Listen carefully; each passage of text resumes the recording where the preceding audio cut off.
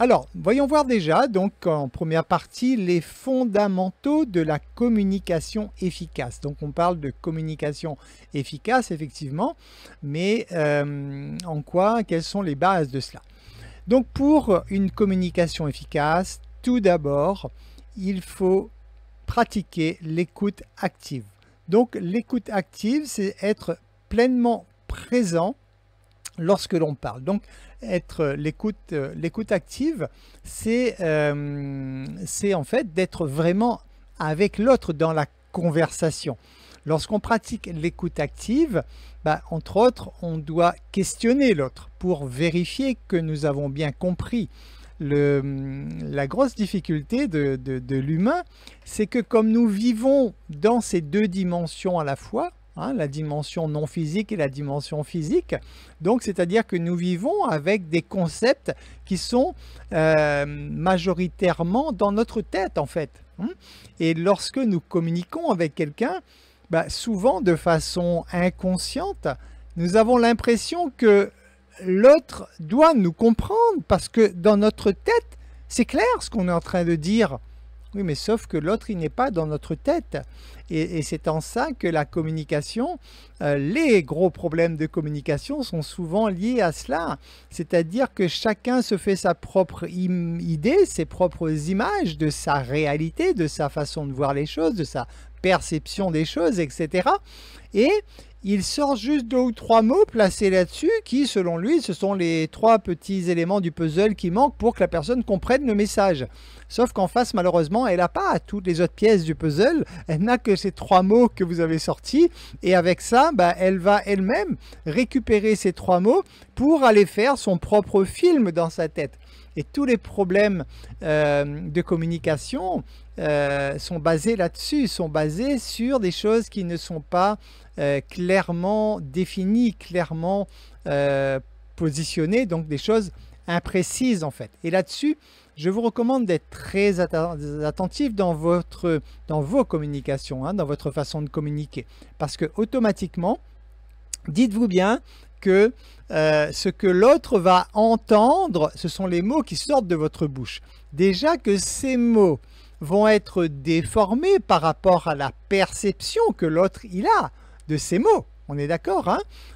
Si je vous parle par exemple d'une voiture rouge, peut-être que certains parmi vous voient une Formule 1 rouge, peut-être d'autres voient une Mini rouge, peut-être que d'autres voient une voiture sans permis rouge. Donc chacun, déjà, juste avec ce terme, l'interprétation de chacun sera déjà différente. Donc comprenez à quel point il est important donc dans une communication de pratiquer l'écoute active qui va être en fait de systématiquement refaire valider en fait que vous êtes bien sur la même longueur d'onde, bien faire valider que vous comprenez bien le message d'en face. Donc par exemple, si je suis face à vous et que je vous parle justement de voiture rouge, de me dire, alors oui, mais alors la voiture rouge, c'est quel type de voiture rouge? C'est une sportive? C'est une petite voiture? Quelquefois, ça n'a pas d'importance, mais quelquefois, ça a beaucoup d'importance par rapport au contexte de la phrase ou de la communication. Donc vraiment l'écoute active, ça va être surtout lorsque vous êtes avec des clients déjà avant tout bien sûr, ou des partenaires d'affaires, etc. Toujours et écouter et faire cet échange en fait, qui est à chaque fois de faire valider. Si l'autre vous dit par exemple ok on se voit demain, ça c'est trop flou comme concept. Ok, on se voit demain, ok, alors on se voit où, on se voit à quelle heure, on se voit dans quelles conditions, on se voit pour parler de quoi, etc., etc., etc. Si toutes ces choses ne sont pas clairement définies, vous allez vous retrouver effectivement avec un rendez-vous qui va être loupé parce que il y en a un qui pensait que c'était le matin, l'autre qui pensait que c'était l'après-midi, etc., etc. Vous comprenez le principe. Donc voilà, l'écoute active, ça va être vraiment de refaire formuler systématiquement les informations pour qu'elles soient claires. Alors, toujours ramener aux blessures, parce que vous savez que la personnalité est fonction donc des blessures émotionnelles, hein, de nos blessures émotionnelles principales. Donc il y a certaines blessures, par exemple, comme la blessure de trahison, où ce type de personnalité va systématiquement, je dirais inconsciemment bien sûr, hein, donner des concepts qui sont un peu flous. Parce que la blessure de trahison, c'est quelqu'un qui veut se sortir toujours vainqueur dans toute situation. Et pour sortir vainqueur de toute situation, le plus simple, bien sûr, c'est de transmettre des informations qui ne sont pas tout à fait carrées, donc qui ne sont pas tout à fait claires, pour avoir toujours une porte de sortie. Hein, c'est pour ça que lorsqu'on analyse un petit peu en profondeur les différentes blessures, c'est là qu'on voit bien sûr la personnalité de chacun, mais il n'y a pas de critique, hein, puisque chaque blessure a des avantages et des inconvénients, bien sûr. Hein. Là, je vous donne l'exemple donc de la blessure de trahison, pour que vous puissiez bien comprendre que quelqu'un qui a une blessure de trahison, il va falloir de temps en temps le repousser dans ses retranchements. Parce que si vous attendez de cette personne, par exemple, qu'elle vous donne une instruction claire, ça ne viendra généralement pas d'elle-même. Parce que sa personnalité fait que, par rapport à sa blessure, elle doit se garder des portes de sortie. Donc elle doit s'arranger pour que l'information ne soit pas tout à fait carrée, pour qu'elle puisse toujours sortir vainqueur en fait. C'est-à-dire après elle reprend l'information et elle réarrange ça en fait à sa sauce pour pouvoir se dire mais si c'est toi qui n'as pas compris, voilà ce que j'ai dit. Donc aussi bien face à ce type de personne que face à n'importe qui d'ailleurs, hein, je vous conseille vraiment de clarifier, hein, et que la clarification de la communication passera donc par l'écoute active. Hein. Donc écoutez bien ce que la personne vous dit. Je vous rappelle que nous avons une bouche et deux oreilles, nous devons les utiliser en conséquence. Hein. Donc écoutez 2 fois plus que vous ne parlez lorsque vous êtes en communication avec quelqu'un. Par contre, effectivement, écoutez bien ce que cette personne dit et reformulez pour être certain que vous êtes bien sur la même longueur d'onde. Donc, vous reformulez en disant à la personne, d'accord, donc si j'ai bien compris, c'est comme ça, comme ça, comme ça, comme ça, comme ça. C'est bien cela, ou alors, ben non, c'est pas ça. Voilà, comme ça, vous clarifiez.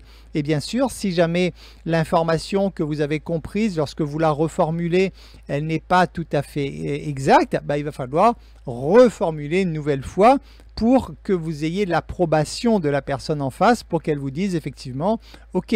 Hein, donc, la reformulation, en fait, fait partie de l'écoute active, parce que si vous écoutez passivement, c'est-à-dire si vous ne faites que faire entrer l'information et que vous moulinez ça avec vos croyances, avec votre vécu, avec tout ce qui est dans votre tête en fait, ben, ça risque de sortir quelque chose qui est très différent du message que la personne est en train de vous faire passer.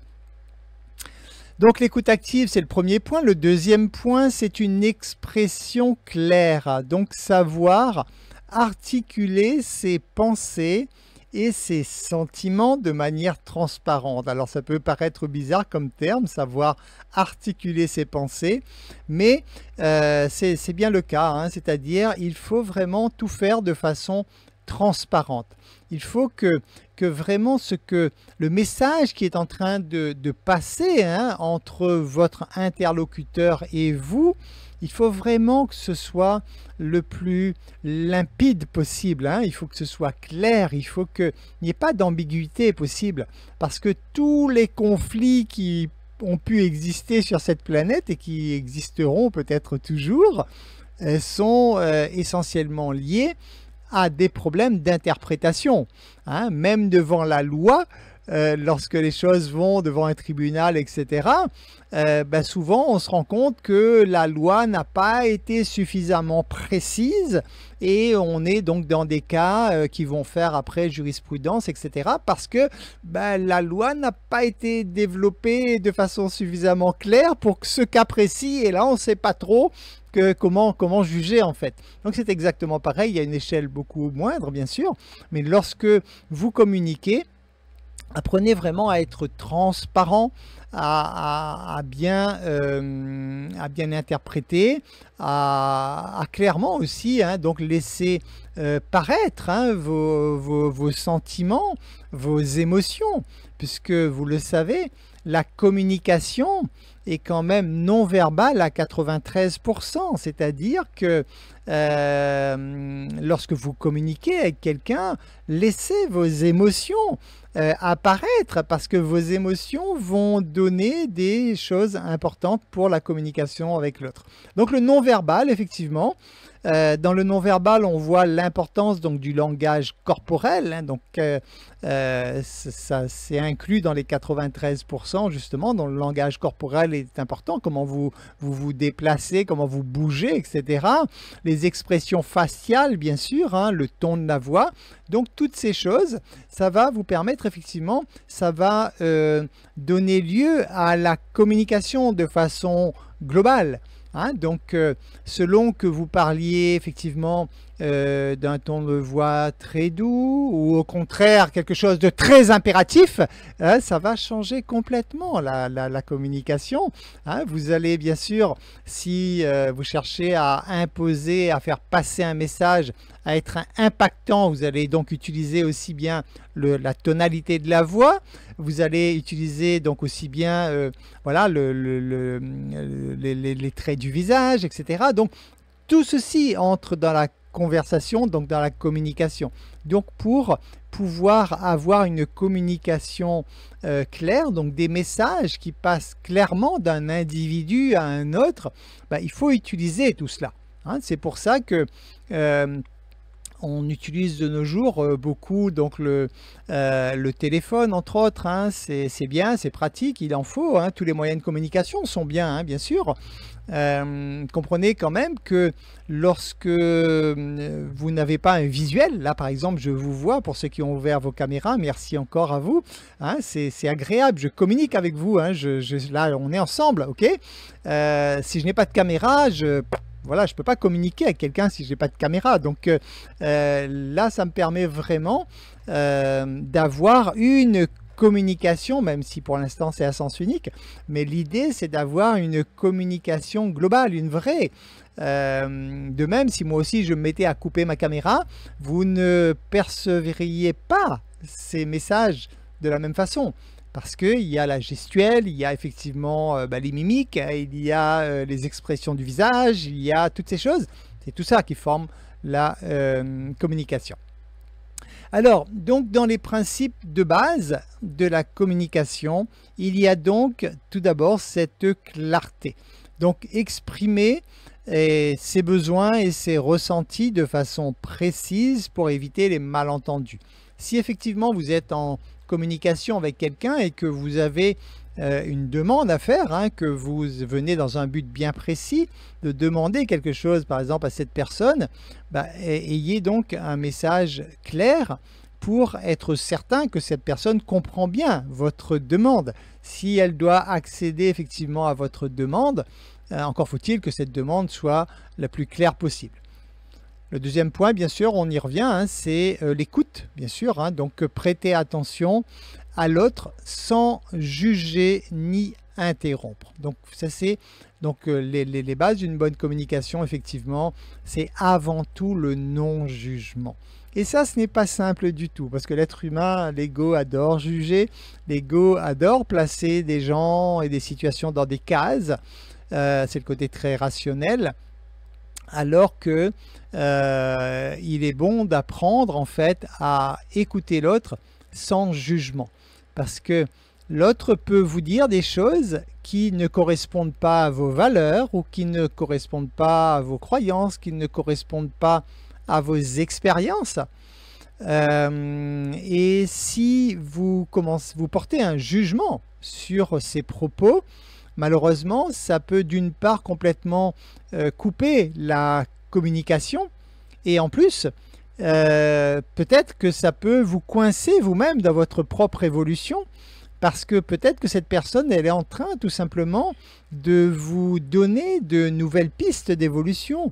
Elle est en train peut-être de vous faire voir les choses sous un aspect qui est différent de l'aspect que vous avez de ces choses. Donc apprendre vraiment à ne pas juger, c'est extrêmement important sur plusieurs raisons. La première, c'est une fois de plus pour vous sentir bien en toute situation.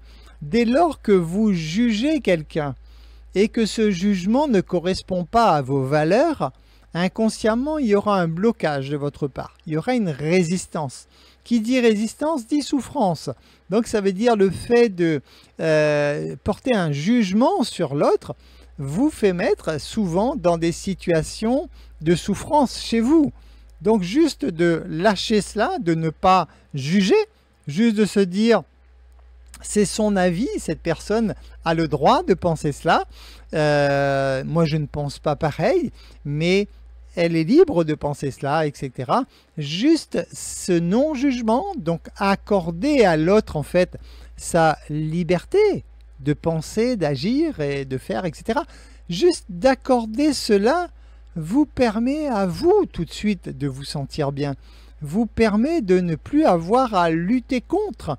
Parce que lorsque vous acceptez la liberté de l'autre, vous acceptez que l'autre est différent de vous, et souvent l'ego voit dans le sens de différence, et l'ego n'aime pas ça, hein, l'ego voudrait que tout le monde soit comme lui, mais pensez souvent qu'une différence est surtout une complémentarité. Hein? On le voit souvent au sein des couples, l'homme et la femme sont quelquefois différents sur certains points. Bon nombre de personnes voient ça comme un combat, comme une lutte, donc dans le sens que l'autre ne me comprend pas, il y a un problème. Non, ouvrez votre esprit et dites-vous, tiens, j'ai la chance d'avoir la possibilité donc d'un point de vue complémentaire au mien, donc quelque chose de différent, un point de vue différent, et en quoi ça peut être constructif justement d'avoir un point de vue qui est différent du point de vue que j'ai moi à ce jour. Alors ensuite, il y a bien sûr l'empathie. Hein, ça c'est le point capital d'une bonne communication avec l'autre. Hein. L'empathie, c'est donc cette capacité à vous mettre à la place de l'autre pour mieux comprendre ses émotions et ses besoins. Alors, l'empathie est à distinguer de la sympathie. Nous apprenons ça entre autres dans les premiers cours lorsque nous faisons des formations entre autres sur l'hypnose ou n'importe quelle thérapie d'ailleurs, hein, n'importe quel thérapeute. L'empathie, c'est d'avoir la capacité de me mettre à la place de l'autre pour comprendre son besoin afin de pouvoir lui apporter les réponses les mieux adaptées. Ça, c'est donc l'empathie. Je me mets un instant à la place de l'autre, je comprends la situation et je reviens vers l'autre en lui apportant des solutions qui correspondent le mieux à ce dont il a besoin. La sympathie, c'est en fait prendre le problème de l'autre pour moi. Hein, ça, certains parmi vous vivent peut-être ce genre de situation. Hein, lorsque vous avez quelqu'un dans votre entourage ou votre environnement qui a mal, ben, vous prenez la souffrance pour vous en vous disant « Aïe, ouille, j'ai mal pour l'autre ». Mais non, ça c'est de la sympathie, ça ne sert à rien en fait, hein, parce que si ce n'est à vous détruire. Donc comprenez bien la distinction. Hein. L'empathie, c'est avoir cette capacité de me mettre un instant à la place de l'autre pour lui apporter les meilleures solutions possibles, mais je ne prends pas son problème. Hein, comprenez que chacun de nous, par rapport à nos blessures, nous attirons à nous nos propres expériences de vie.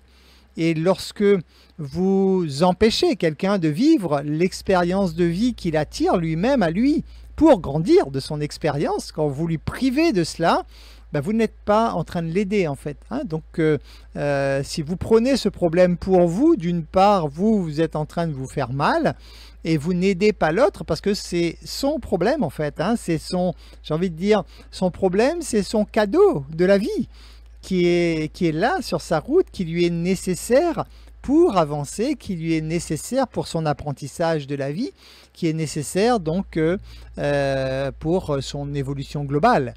Donc l'empathie, c'est vraiment cela. Par contre, il est important effectivement de vivre l'empathie pour avoir des communications constructives, parce que l'empathie vous permet en fait, en vous mettant un instant à la place de l'autre, de mieux comprendre pourquoi cette personne elle parle comme ça, pourquoi elle réagit comme ça, pourquoi elle souffre de cela, par exemple. Hein. Parce que ça, quelquefois, vous pourriez rencontrer, vous avez très certainement déjà rencontré ce cas de figure où la personne vous parle de quelque chose qui, pour elle, est insurmontable. C'est vraiment quelque chose d'énorme pour elle, hein, qui l'a fait beaucoup souffrir, et que vous, de votre point de vue, vous pourriez vous dire dans votre tête, mais attends, c'est ça qui te fait souffrir?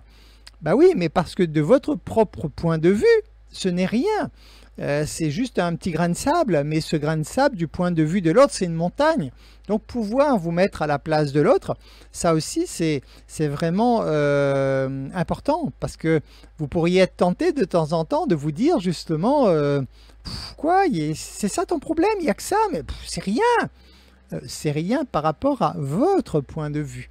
Mais en vous mettant à la place de l'autre, peut-être que vous comprendriez beaucoup mieux pourquoi l'autre voit ça comme une montagne à gravir, pourquoi l'autre voit ça comme vraiment quelque chose de compliqué ou de très important dans sa vie. Alors, nous passons à la deuxième partie. Quels sont donc les obstacles à une communication harmonieuse? Donc, comment identifier donc des obstacles communs? Tout d'abord, donc, je l'ai dit tout à l'heure, le jugement et la critique. Donc, ces attitudes, en fait, ce sont ces attitudes négatives, en fait, qui bloquent la confiance et l'ouverture. Hein. Donc, ça crée effectivement donc des problèmes de méfiance, etc. Et donc, ça empêche les gens de s'exprimer librement. Alors, juger et critiquer, ce sont vraiment deux choses que l'humain aime beaucoup faire, enfin que l'ego, on va dire, hein, aime beaucoup faire, qui est donc aussi après à la base de beaucoup de conflits. Une fois de plus, je vous rappelle que lorsque quelque chose vous dérange chez quelqu'un, le problème est chez vous. Hein? Parce que si le problème n'était pas chez vous, ça ne vous dérangerait pas en fait, hein, le comportement de l'autre. Donc ça, c'est pour pouvoir oser dire cela, il faut avoir la capacité de mettre son ego de côté, avoir cette sagesse de se dire effectivement, si j'ai mal, le problème c'est moi. Donc quand vous avez cette sagesse et ce courage, à ce moment-là, vous pouvez agir sur les choses, parce que vous savez que vous ne pouvez pas changer les autres. La seule personne que vous pouvez changer, c'est vous. Et en vous disant que le problème, c'est moi, c'est génial, parce qu'en fait, vous vous mettez dans une situation où vous avez toutes les cartes entre les mains pour régler le problème. Alors que tant que vous identifiez que le problème est l'autre ou chez l'autre, bah à ce moment-là, c'est un peu, je dirais, les excuses pour vous cacher derrière ces excuses en vous disant effectivement, bah, je ne peux pas agir puisque je ne suis pas l'autre. D'ailleurs, à ce sujet, je vous rappelle que un des conditionnements de masse, hein, de l'individu, hein, auquel nous sommes confrontés tous, toute l'humanité, un de ces comportements de masse, c'est justement de chercher à vous faire croire que vous n'y pouvez rien. Lorsqu'on vous présente des situations et qu'on vous fait penser que vous ne pouvez rien y faire, à ce moment-là, vous perdez du pouvoir. Du moins, vous croyez ne pas avoir de pouvoir. Et c'est le but des manipulations de masse, justement, bah, de faire croire à l'être humain qu'il n'a pas le pouvoir. Donc lorsqu'on vous présente, par exemple, hein, des informations quotidiennes sur lesquels on est certain que vous n'avez pas de pouvoir direct, inconsciemment, vous allez vous dire dans votre tête, je n'ai pas le pouvoir de changer cela, je n'ai pas la capacité de faire cela. Et à ce moment-là, c'est en vous répétant quotidiennement, je n'ai pas le pouvoir, je n'ai pas le pouvoir, je n'ai pas le pouvoir, ben voilà, vous savez ce qui se passe. Dans votre conditionnement inconscient, vous perdez en fait tout votre pouvoir. Parce que oui, vous avez en fait le pouvoir. Le pouvoir n'est pas sur ce qui est factuel. Bien sûr que souvent, vous ne pouvez pas factuellement changer l'événement, mais là où votre pouvoir il existe, c'est vraiment de vous dire que vous avez le choix de percevoir ce factuel comme bon vous semble. Et c'est ça, votre réalité est créée par les émotions et les sentiments que vous allez générer, donc par l'énergie que vous allez générer dans votre être énergétique. C'est ça la réalité. Donc le factuel n'est qu'une illusion. Donc chercher à changer le factuel ne sert strictement à rien. Et ce n'est pas là-dessus que vous avez du pouvoir effectivement. Mais vous avez le pouvoir de changer votre perception du factuel. Donc vous avez le pouvoir de changer votre réalité émotionnelle, donc énergétique. Le deuxième obstacle à la communication, c'est le manque de respect. Donc le jugement et la critique, ça amène souvent un manque de respect pour les autres. Et à ce moment-là, donc ça va créer automatiquement un climat de tension. Si vous souhaitez communiquer, donc avoir une communication harmonieuse avec les autres, on dit toujours « faites aux autres ce que vous aimeriez que l'on vous fasse à vous-même ». Donc une valeur forte chez l'être humain, c'est le respect. Donc si vous souhaitez effectivement être respecté en tant qu'être humain, en tant que merveilleuse personne que vous êtes déjà, etc. Donc si vous souhaitez avoir ce respect, semez-le déjà avant de pouvoir le récolter. Donc bien sûr, la toute première chose à faire pour être respecté, c'est d'être respectueux, c'est de respecter les autres. Et ça, l'ego, le monde de l'ego en tout cas ne l'a pas compris. C'est pour ça que ce monde est en train de s'écrouler aujourd'hui. Lorsque nous avons affaire à des personnes qui vont chercher à être respectées, par exemple en utilisant la peur, la force ou la peur, malheureusement, elles n'auront pas le respect en retour. Ça peut être valable, attention, ça peut être valable même vous au niveau de l'éducation. Vous, avec vos enfants, par exemple, de baser une éducation sur la peur, par exemple, donc faire valoir systématiquement votre autorité parentale et donc baser votre éducation sur la peur, ne vous attendez pas à avoir un respect un jour de la part de vos enfants lorsqu'ils seront adultes. Parce qu'à ce moment-là, quand vous usez de votre autorité, systématiquement je parle dans chaque cas de figure, quand vous ne faites que ça, à ce moment-là, vous imposez en fait votre supériorité, entre guillemets, vous l'imposez à force. Et donc ce n'est pas du respect que vous êtes en train de semer, donc ne vous attendez pas à avoir du respect en retour. Lorsque vous apprendrez effectivement à respecter aussi bien donc vos enfants, vos amis, vos collègues de travail, respecter même si sur le plan professionnel vous vivez dans un système hiérarchique, apprendre à respecter quelqu'un qui est au bas de l'échelle si vous êtes au sommet de l'échelle hiérarchique de la structure de l'entreprise. Si vous voulez effectivement être respecté, il va falloir que vous puissiez vous-même avant tout respecter l'autre. Donc ça, retenez-le, c'est quand même quelque chose d'important à mettre en application. On ne fait pas toujours la relation directe avec ce concept, mais comprenez en tout cas que pour être respecté, vous devez vous-même respecter les autres. Alors, il y a la communication défensive ensuite. Donc, la communication défensive, c'est donc une réaction qui va être basée, comme je vous le disais, donc sur la peur. ou la colère, hein. Et donc là, ce sont des façons de faire qui vont complètement fermer le dialogue, hein. Par exemple, les accusations, les attaques personnelles, le refus de la responsabilité, etc. Donc toutes ces choses, effectivement, vont fermer la communication, hein. Si lorsque vous êtes en communication avec quelqu'un, vous êtes en train de l'attaquer personnellement, il est clair que c'est un comportement normal chez l'être humain, hein. Dès lors que vous attaquez quelqu'un verbalement, en l'accusant, etc., automatiquement, il perçoit ça comme une agression, ce qui est logique. Et c'est son cerveau reptilien qui va agir en premier, et son cerveau reptilien va le pousser à faire deux choses dont il n'a même plus la maîtrise, hein, qui est donc l'attaque ou la fuite. Donc le cerveau reptilien va vouloir protéger cette personne automatiquement contre l'attaque que vous êtes en train de mener contre lui.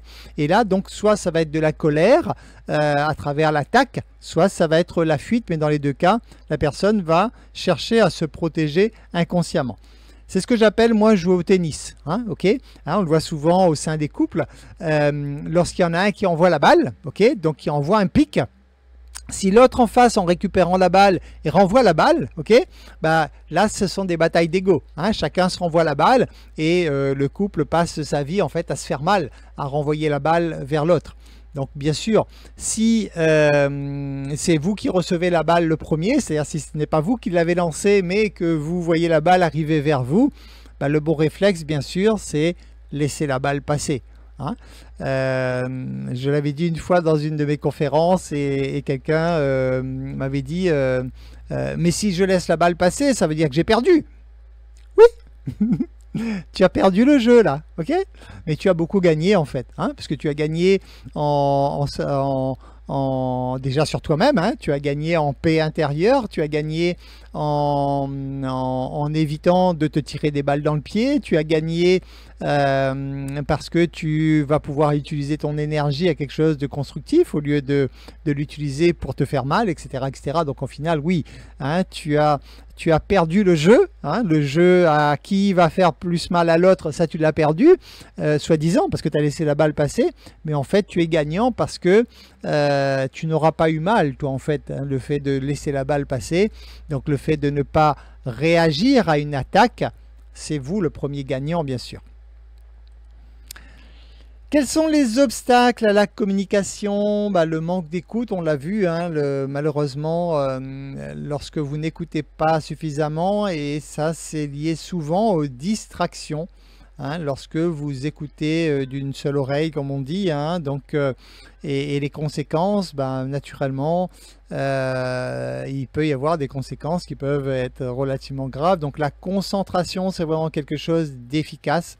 Et lorsque vous avez des distractions, hein, comme là sur cette photo par exemple, vous voyez chacun est sur son téléphone portable par exemple, communiquer avec quelqu'un pendant que vous êtes en train de faire un SMS ou autre, vous comprenez bien que vous n'êtes pas là avec la personne. Ce qui revient à chaque fois, en fait, ce qui revient à ce concept de base qui est en fait de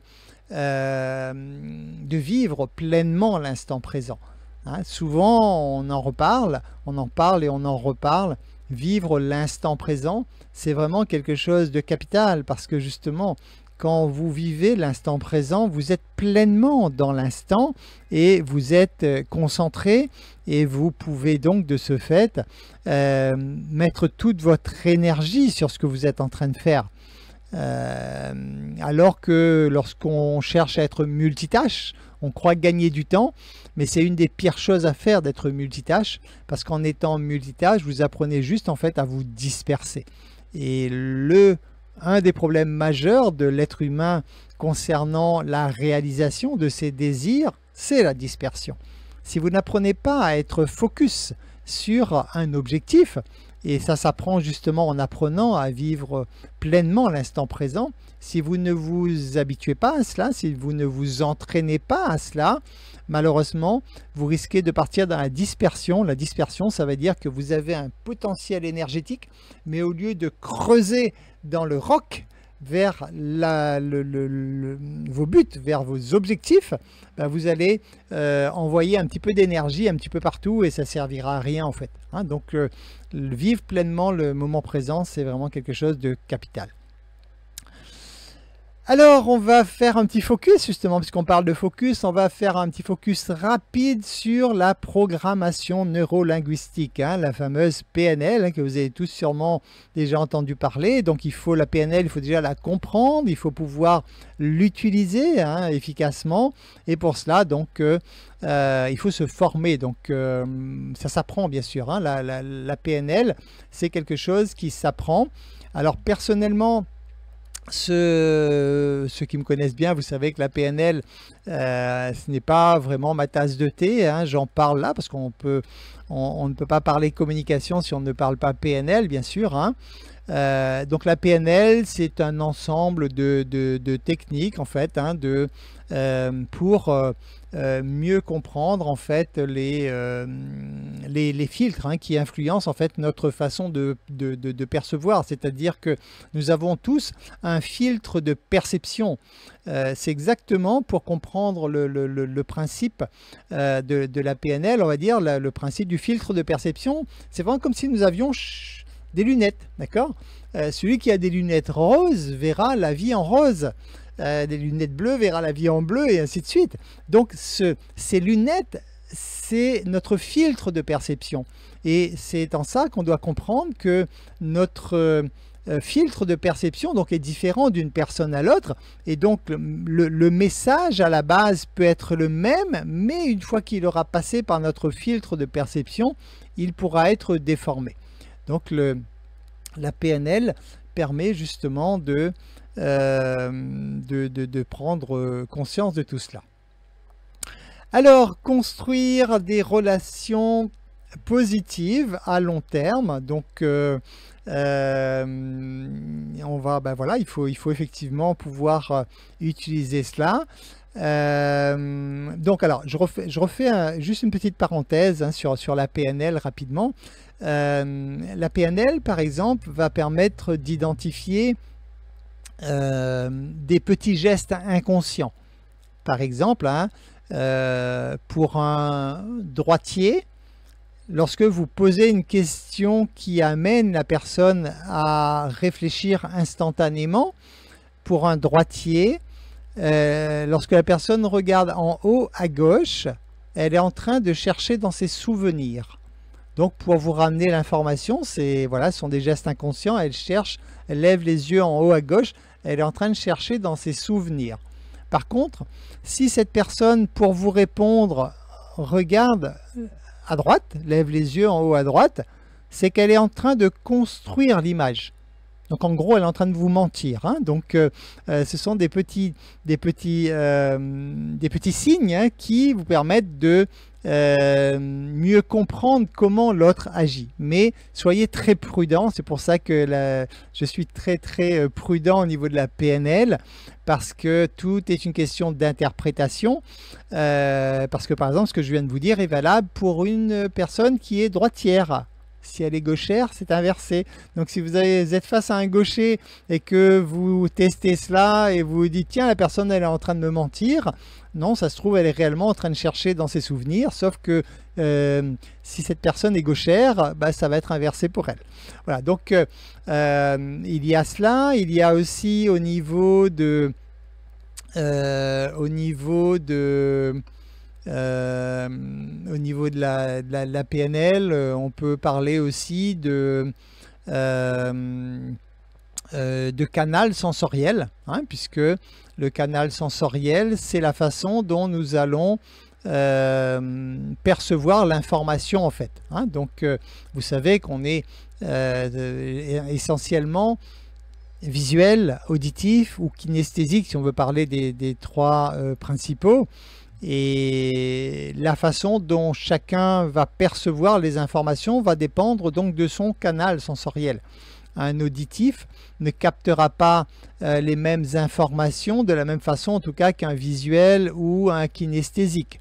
Donc lorsque vous vous adressez par exemple à un visuel, il va falloir utiliser des termes visuels. Lorsque vous vous adressez à un auditif, il va falloir utiliser son canal donc auditif.